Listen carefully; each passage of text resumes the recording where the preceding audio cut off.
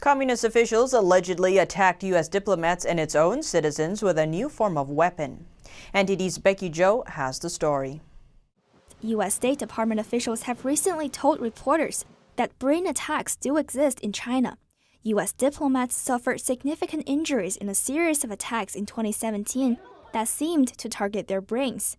The symptoms include fatigue, dizziness, hearing loss, balance problems, and trouble concentrating, among others. The National Academy of Sciences found that directed microwave radiation is the likely cause of illnesses among American diplomats in China. 73 Chinese victims of electromagnetic attacks filed complaints to authorities in Beijing in 2017. Mr. Zhong, a member of the anti-brain attack organization, said there were much more victims in China, but the regime ignored their cases and regarded them as mentally ill. Since June of last year, the Chinese regime have allegedly attacked two sisters with electromagnetic waves.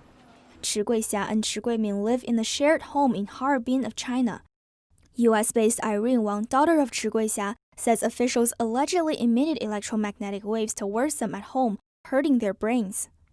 Members of the National Security Agency drive a car that emanates signals and electromagnetic waves.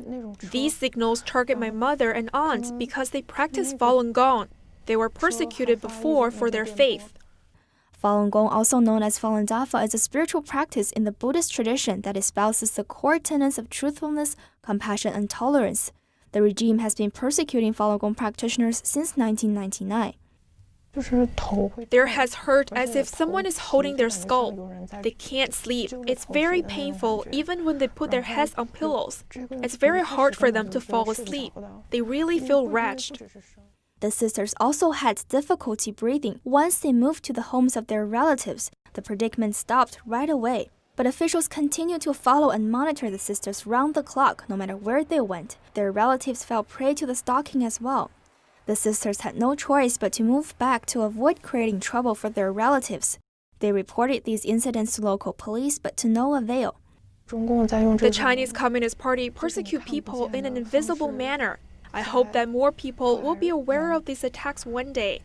If any victims ask for your help, at least you know these incidents did occur. Reporting by Becky Zhou, NTD News.